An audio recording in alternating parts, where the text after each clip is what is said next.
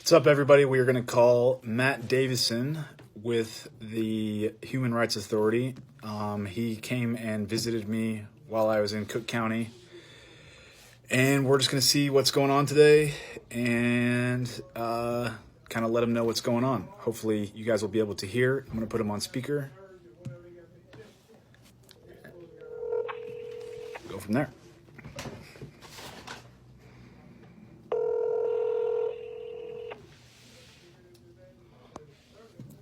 So,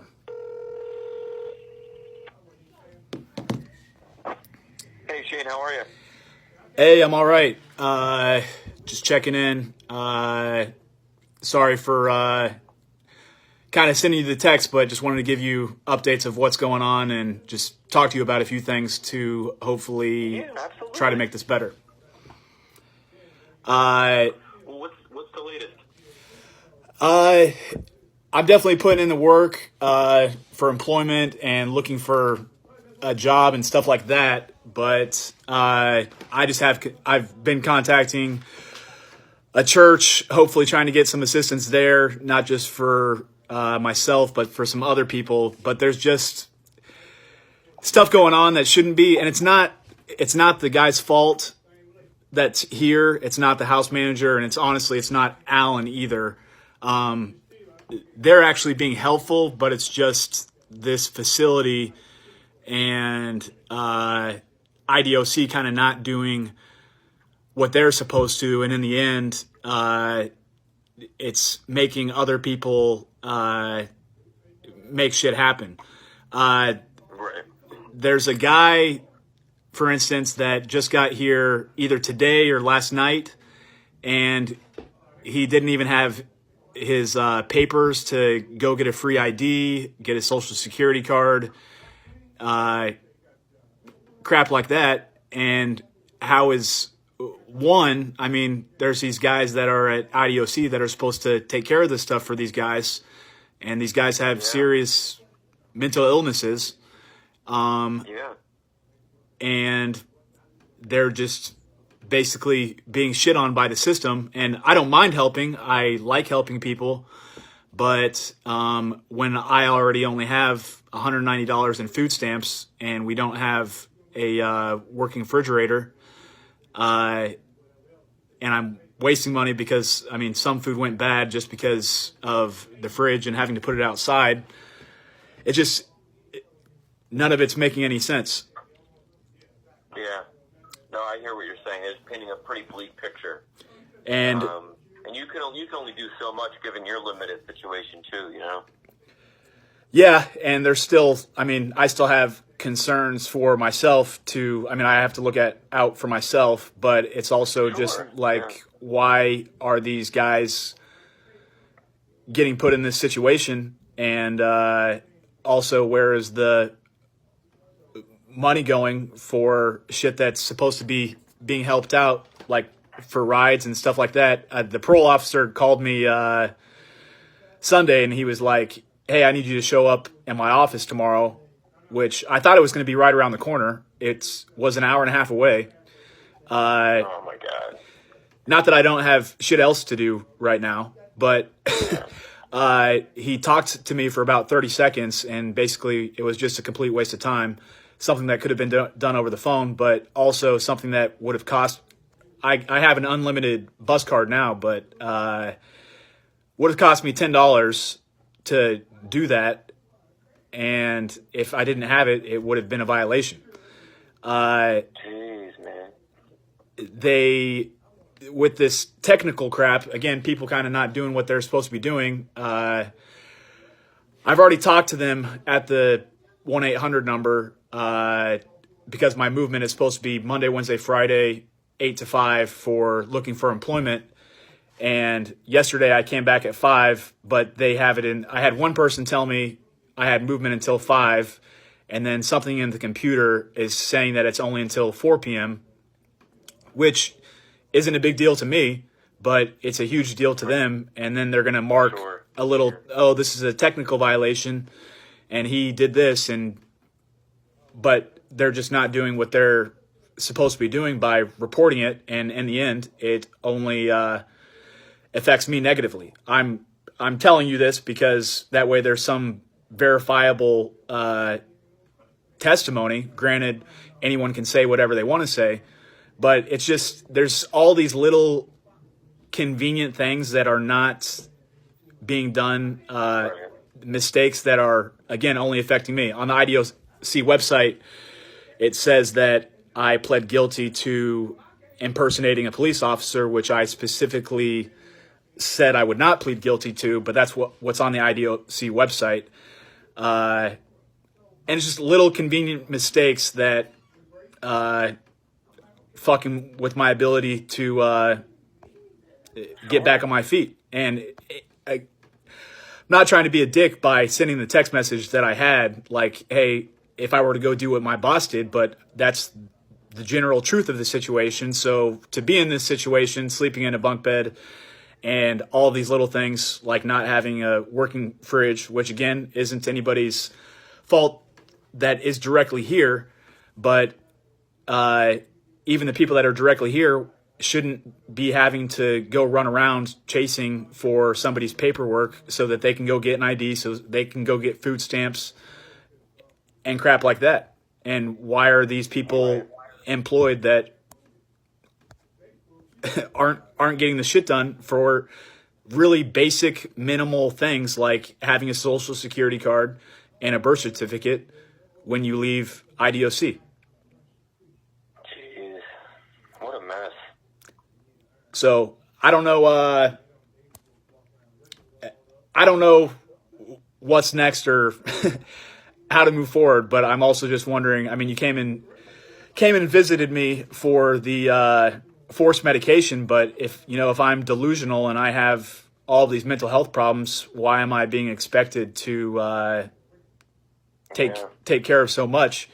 I definitely am still battling anxiety on a pretty regular basis, just because this is going from 0 to 100 in 60 days or less, and it's a lot to take in, but I'm also feel like I'm having to do a lot, not including, dealing with the tranny that was calling here on a regular basis. That's actually seized.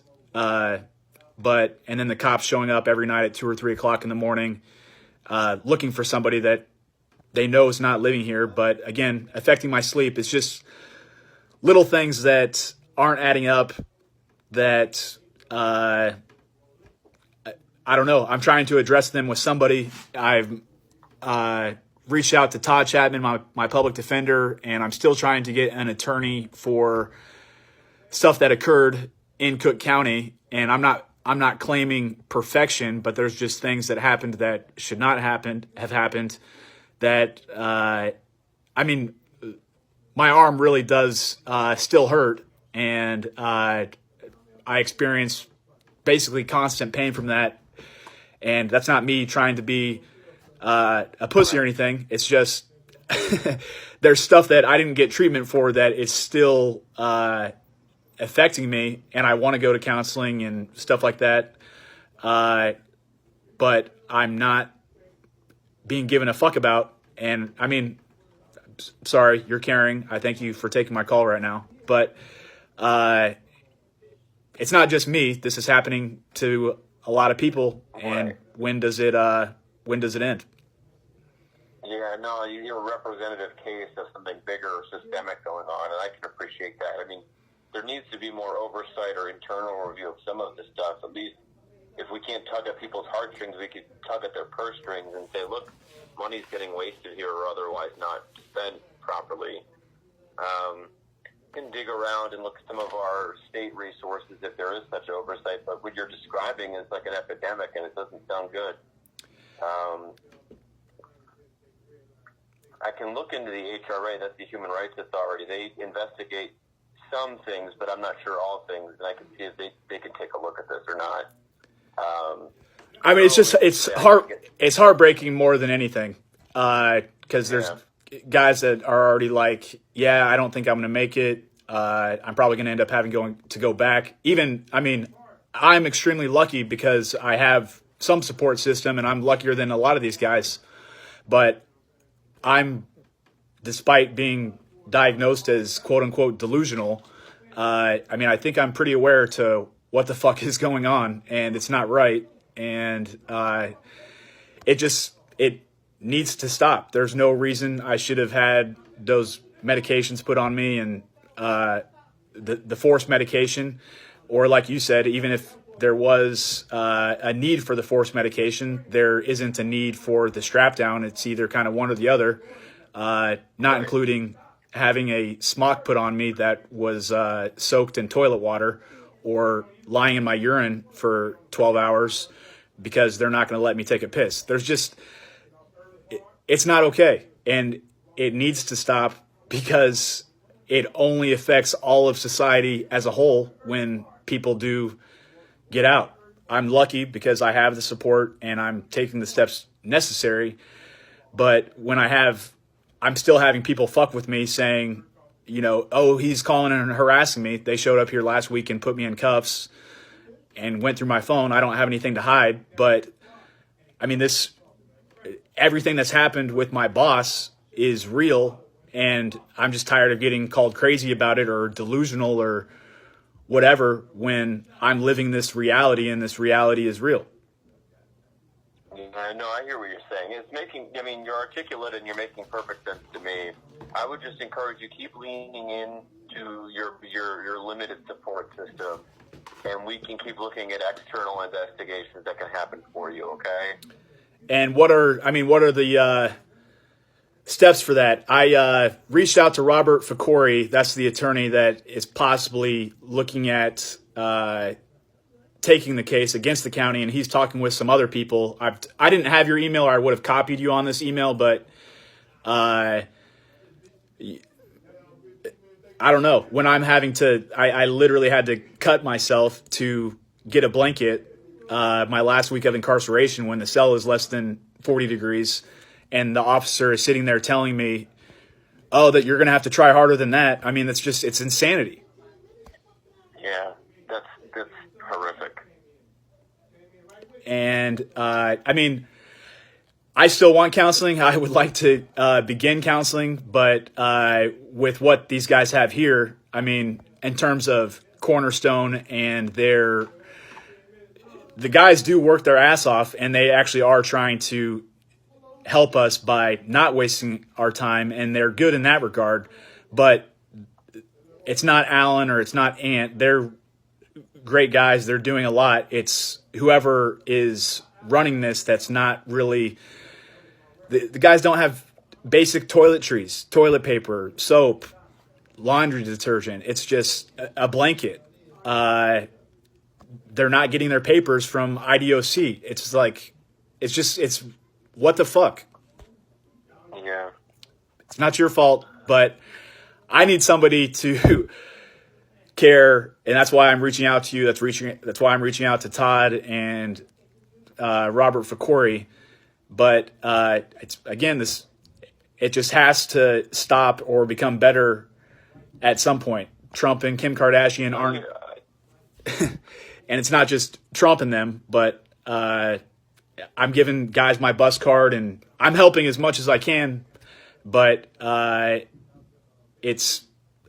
need more help from you guys, because light needs to come. You can only do so much. You need advocates in your corner. I mean, I'll scratch my brain and I'll bug everyone in our agency about your situation. Maybe there's some kind of different way we can approach it and fight for you from a different angle on this. But you're doing enough on your end. You just need some fighters in your corner, and I get that, okay? Yep, and I just need to be, able to progress versus, hey, somebody wants to call the police and say I'm harassing them, and I didn't have anything to hide, but that was still a high anxiety moment for me. And okay, if somebody's making false police reports and doing this to me, and that's been doing this for 5 years, it's kind of like, when does it stop? Yeah, that's really freaking scary. I can understand that. Yeah. You don't want people messing with you in that regard. Well, let me dig deep on this, Shane. I promise I'll just keep bugging people. Maybe we have someone out there that can take this on a pro bono basis and just fight like hell for you, and for the other people there, for that matter, okay? All right. And I'm not, I know I sent some ranting text sometimes, and it's not any anger or anything towards you. It's just the situation and trying to. No, brother, I hear you loud and clear. Listen, all I see when you send those is someone in a shitty situation trying to get themselves out of it, and I don't begrudge you at all. Okay. All right. So let me work on it. Maybe I can. I'm happy to take a look at it. You keep doing what you can, and I'll do what I can. Okay. All right. When could I check in again? Could we maybe not try to make it so long? Or I know it's getting ready for the holidays and stuff too. I'm trying to find an apartment in a good location. I don't have work yet, so I'm still. I've got a lot to do in less than 30 days, so it's still a lot of pressure. So when. Not trying to put a time frame on you because I know everybody's busy right now with holiday crap, but when could I? Well, I'll get back to you certainly by the end of the week if I can think of anything creative, because next week I'll be out of office for most of the time, so I'd like to talk to you before the end of the week to see if I came up with anything creative for you, okay? Sounds good. All right, if you need anything in the interim, just reach out and see if I can connect you with some problem solvers, all right? All right. Thanks for the call, Matt, and appreciate your time. Absolutely, Shane. Take care. Yep. Bye. Okay.